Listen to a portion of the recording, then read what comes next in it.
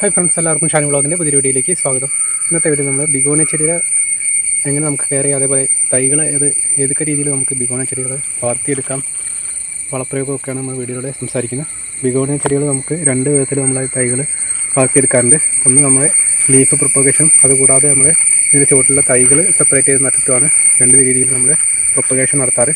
അപ്പോൾ നമുക്ക് leaf propagation എങ്ങനെയാണെന്ന് നോക്കാം. അതിനായിട്ട് നമുക്ക് ആദ്യം വേണ്ടത് നല്ല മൂപ്പത്തി ഇലകളാണ്. ബിഗോണിയയുടെ നല്ല മൂപ്പത്തി ഇലകൾ നോക്കി കളക്ട് ചെയ്യുക. എന്നിട്ട് അത് നമ്മൾ നട്ടു കൊടുക്കുകയാണ് ചെയ്യേണ്ടത്. ബിഗോണിയയിൽ പുതിയ ധാരാളം ലീഫുകൾ ഉണ്ടാവും. അപ്പം ആദ്യം ഉണ്ടായ ലീഫുകളൊക്കെ ഒന്ന് മൂപ്പത്തിക്കാണും. അത്തരത്തിലുള്ള ലീഫുകൾ നമുക്ക് കട്ട് ചെയ്തിട്ടാണ് ഇത്തരത്തിൽ ലീഫ് പ്രൊപ്പഗേഷന് വേണ്ടിയിട്ട് നമ്മൾ ലീഫുകൾ തിരഞ്ഞെടുക്കുക. ബിഗോണിയയുടെ ഏത് വെറൈറ്റി ആയാലും ഈ രീതിയിൽ തന്നെ നമുക്ക് ലീഫ് പ്രൊപ്പഗേഷനൊക്കെ ചെയ്തെടുക്കാൻ പറ്റും. ഇത് ബിഗോണിയയുടെ മറ്റൊരു വെറൈറ്റിയാണ്. അപ്പോൾ ബിഗോണിയയിൽ തന്നെ രണ്ട് വെറൈറ്റികളുണ്ട്, വാക്സ് ബിഗോണിയ, റെക്സ് ബിഗോണിയ. അപ്പോൾ ഈ കാണുന്നത് റെക്സ് ബിഗോണിയ വെറൈറ്റികളാണ്. അപ്പോൾ ഈ ഒരു പ്ലാന്റ് നമ്മൾ ഇതിൻ്റെ ചുവട്ടുള്ള തൈ കളക്ട് ചെയ്തിട്ട് നട്ടു കൊടുത്തിട്ടുള്ള ഒരു പ്ലാന്റാണ്. അപ്പം മാറ്റി വെച്ച് കൊടുത്തതിന് ശേഷം മറന്നിട്ട ഇലകളാണ് കാണുന്നതൊക്കെ. നിറയെ ബുഷിയായിട്ട് നിറയെ തിക്കായിട്ട് വളർന്നു വരുന്ന ലീഫുകളാണ് ഈ ഒരു ചെടിയുടെ പ്രത്യേകത. കാണാൻ നല്ല ഭംഗിയായിരിക്കും ലീഫുകൾ. ഇത് ഹാങ്ങിങ് ആയിട്ട് നമ്മൾ സെറ്റ് ചെയ്തിട്ടുള്ള ബിഗോണിയാണ്. ഇത് നമ്മൾ ലീഫ് പ്രൊപ്പഗേഷൻ ചെയ്തിട്ടുള്ള ഒരു പ്ലാന്റും കൂടിയാണ്. ചെറിയ തൈ ഇപ്പോൾ അത്യാവശ്യം വലുപ്പം വെച്ചിട്ടുണ്ട്. അപ്പം ബിഗോണികൾ നമുക്ക് ഹാങ്ങിങ് ആയിട്ട് വളർത്താം. ഈ ഒരു പ്ലാന്റ് അതേപോലെ ലീഫ് പ്രൊപ്പഗേഷൻ കഴിഞ്ഞ് കുറച്ചായിട്ടേ ഉള്ളൂ. അതിൽ തൈകൾ വന്ന് ആ തൈ നമ്മളിപ്പോൾ പുതിയൊരു പോട്ടിലേക്ക് മാറ്റി വെച്ച് കൊടുത്താണ്. അപ്പം 3-4 ഇലകളായിട്ട് മാറിയിട്ടേ ഉള്ളൂ. ബിഗോണിയ ചെടികൾ നമ്മൾ ഹാങ്ങിങ് പോട്ടിലേക്ക് മാറ്റി 5-6 മാസം ആകുമ്പോഴേക്ക് നിറയെ തിക്കായിട്ട് വളർന്നു വരും. അപ്പോൾ ഇതൊരു സിൽവർ ബിഗോണിയുടെ നമ്മൾ ഇതേപോലെ ഹാങ്ങിങ് പോട്ടിൽ വളർത്തിയതാണ്. നിറയെ പൂക്കളൊക്കെ വന്നിട്ടുണ്ട്. ബിഗോണിയുടെ ഒരു പ്രത്യേകത കൂടിയാണ് ഇത്തരം നിറയെ പൂക്കൾ കാണുന്നത്. നല്ല ഭംഗിയിൽ തന്നെ ചെടി വാങ്ങിയിട്ടുണ്ട്.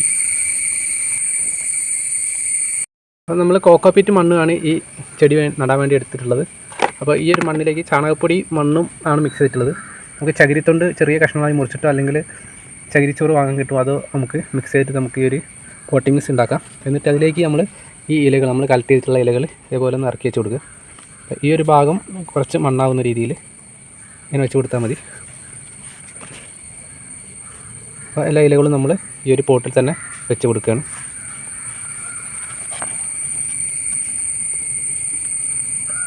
നമ്മളിടയ്ക്കൊന്ന് നനച്ച് കൊടുക്കുക. ഈ മണ്ണിൽ ഈർപ്പം നിലനിൽക്കുന്ന രീതിയിൽ ഇടയ്ക്കൊന്ന് വെള്ളം തളിച്ചെടുക്കുക ചെയ്താൽ മതി. ഇവിടെ നിന്നായിരിക്കും അതിൻ്റെ തൈകൾ നമുക്ക് പുതുതായിട്ട് പൊട്ടി മുളച്ച് വരുന്നത്.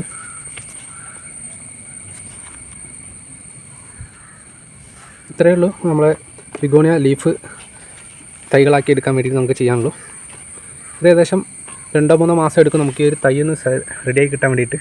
1 മാസം കഴിയുമ്പോഴേക്ക് ഇതിന് ചെറിയ വേരുകളൊക്കെ വന്ന് ചെറിയൊരു തൈ വരാൻ തുടങ്ങും. അതിനുശേഷം നമുക്ക് സെപ്പറേറ്റ് ചെയ്യാവുന്നതാണ്. മറ്റൊരു രീതിയിൽ നമ്മൾ തൈകൾ മാറ്റി നടുന്നത് ഈ ചുവട്ടിൽ നോക്കി അറിയാൻ നിറയെ തൈകൾ ഉണ്ടായിട്ടുണ്ടാവും. ഈ തൈകൾ നമ്മൾ സെപ്പറേറ്റ് ചെയ്തെടുക്കുക എന്നുള്ളതാണ്.